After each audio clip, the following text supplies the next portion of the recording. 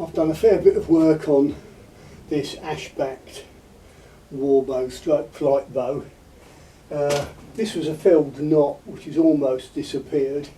I've made it quite a bit narrower, taken a good bit off the outer half of each limb, and you can see I've now got it at a sort of lowish brace.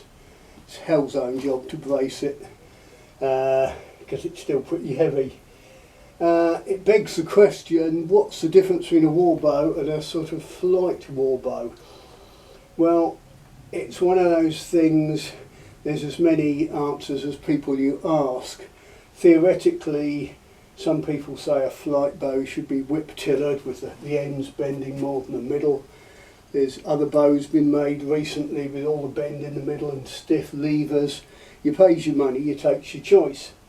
But one thing that you do want to do is make it as narrow as possible so that the arrow doesn't have to bend too far round to get past the grip of the bow.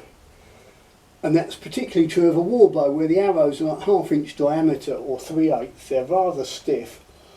They can end up flying a bit sideways and scrubbing off some of their speed in those first 10 yards. But of course, if you make it narrow, it's going to try and bend sideways instead of the way it should bend. So it's all a matter of trade-offs. It's all a matter of doing your own thing. If you produce a really good flight bow, brilliant. If you don't, you might learn something.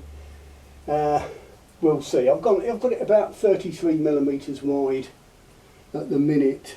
I'm hoping to maybe get it down to 30. Below that, you're in danger of losing sideways stability. But of course, you can leave it the same thickness all the way up almost, then just taper in hard at the tips. Pays your money, you takes your choice. Anyway, I need a good look at the tiller now it's braced, because things can change quite dramatically once you get a bow braced. I did have it at a slightly lower brace, about this height, previous time on the tiller, and I noticed it was stiff there and relatively weak here, so I've eased it off a bit.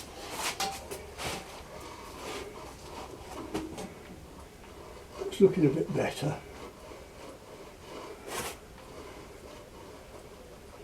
What's that, about 90 at 22-ish. What I've also done is I've done a lot of rounding on the belly, and I've rounded off the back considerably. I hate it when laminated bows have got a dead flat back and it digs into your knuckles and what have you. I think that's looking quite pretty. I don't want to go mad. Just exercise it plenty. I'd like to take it to 90, but I'm not sure I've got the bottle. There we go. I reckon that was 23 at 90. 90 divided by 23 is about 3.9 pounds per inch. Multiply that by 31, about 120 pounds. So you can see we're pretty close already. Probably aiming for 110. I'll review the video anyway. It's probably ready to get the horn knocks on now. But yeah, I'm pleased with that.